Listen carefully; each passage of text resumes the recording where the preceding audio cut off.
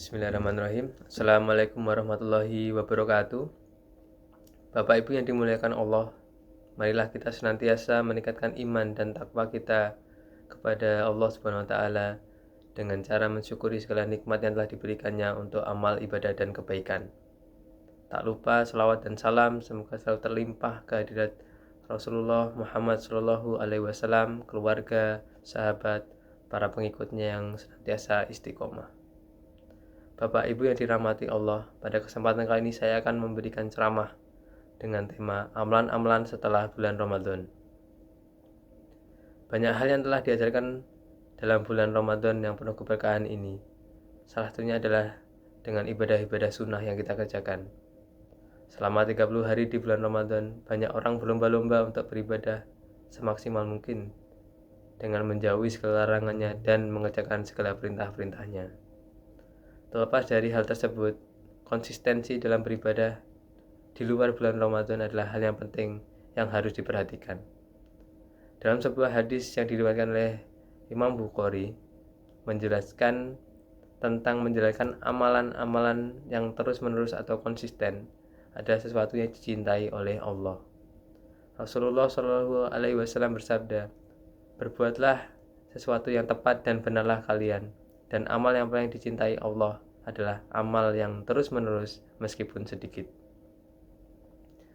Berikut saya akan memberikan sedikit informasi tentang amalan-amalan yang dapat dikerjakan di luar bulan Ramadan.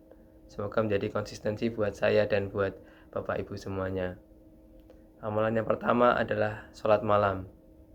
Sholat di sepertiga malam merupakan ibadah yang memiliki banyak manfaat.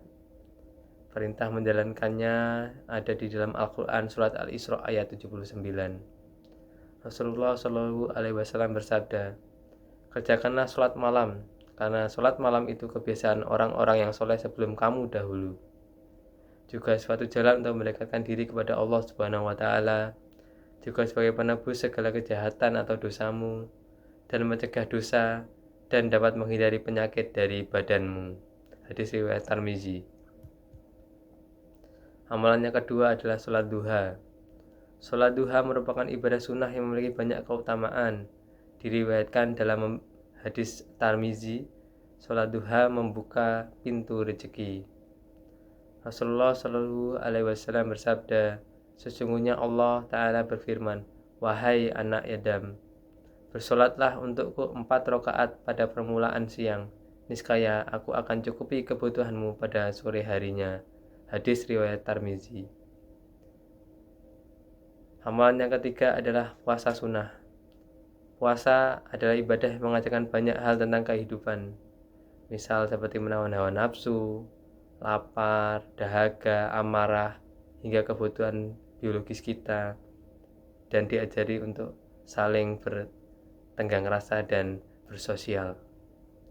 Ada banyak puasa sunnah yang telah dikerjakan maupun kita kerjakan di luar bulan Ramadan, seperti puasa 6 hari di bulan Syawal, puasa Senin Kemis, puasa Arafah, puasa Asyura, dan puasa Daud. Amalan yang selanjutnya adalah zikir. Amalan yang keempat, zikir adalah amalan abadi. Mereka yang berzikir dibanggakan oleh Allah di hadapan para malaikat. Orang-orang yang bertakwa paling mulia di sisi Allah adalah orang yang lisannya basah karena zikir. Zikir juga mendatangkan sholawat dari Allah dan malaikat. Amalan selanjutnya yang kelima adalah membaca Al-Quran. Al-Quran merupakan kitab suci pembawa kebenaran bagi seluruh umat. Banyak hadis riwayat yang mengajarkan membaca Al-Quran baik dikerjakan di waktu yang lapang maupun waktu yang sempit. Rasulullah SAW bersabda, "Bacalah Al-Quran, karena sesungguhnya ia akan menjadi syafaat bagi pembacanya di hari akhir. Hadis riwayat Muslim. Keutamaan lainnya adalah orang mempelajari dan mengajarkan Al-Quran adalah sebaik-baiknya manusia. Rasulullah Shallallahu Alaihi Wasallam bersabda, sebaik-baiknya kalian adalah yang mempelajari Al-Quran dan mengajarkannya. Hadis riwayat Tirmizi. Amalan yang selanjutnya yang keenam adalah sholawat atas Nabi Shallallahu Alaihi Wasallam.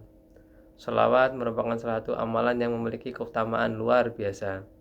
Disebutkan dalam sebuah hadis, Rasulullah Shallallahu Alaihi Wasallam memberikan syafaat paling banyak kepada orang yang telah bersolawat kepadanya. Orang yang paling berhak mendapatkan syafaatku di hari kiamat adalah orang yang paling banyak bersolawat kepadaku. Hadis riwayat Tirmizi. Allah Subhanahu wa Ta'ala telah memerintahkan hambanya bersolawat kepada Nabi Shallallahu Alaihi Wasallam. Perintah ini dijelaskan dalam firman surat Al-Ahzab ayat 56. Sesungguhnya Allah dan malaikat-malaikatnya bersolawat untuk Nabi. Hai orang-orang yang beriman, bersolawatlah kamu untuk Nabi. Ucapkanlah salam penghormatan kepadanya. Poin yang terakhir, amalan yang ketujuh adalah memperbanyak sedekah. Amalan lain yang bisa digunakan atau dilaksanakan setelah bulan Ramadan berakhir adalah sedekah. Amalan ini memiliki banyak keutamaan, seperti yang dijelaskan dari hadis Abu Hurairah radhiyallahu. Setiap ruas tulang manusia harus disedekahi setiap hari di saat terbit matahari. Berbuat adil terhadap dua orang atau mendamaikannya adalah sedekah. Menolong seseorang naik kendaraannya, membimbingnya, dan mengangkat barangnya adalah sedekah. Ucapan yang baik adalah sedekah. Berkata yang baik juga sedekah. Begitu pula setiap langkah jalan untuk menunaikan sholat adalah sedekah. Serta menyingkirkan suatu rintangan dari jalan adalah sedekah. Hadis riwayat Bukhari dan Muslim. Dengan mengerjakan amalan setelah bulan Ramadan berakhir, tiap muslim bisa selalu mendekatkan diri kepada Allah Subhanahu wa Ta'ala. Semoga amalan-amalan tersebut dapat kita kerjakan walaupun di luar bulan Ramadan dan menjadi konsistensi bagi kita, bagi saya terutama. Demikianlah sedikit ceramah yang dapat saya sampaikan. Semoga menjadi manfaat bagi kita semua. Wassalamualaikum warahmatullahi wabarakatuh.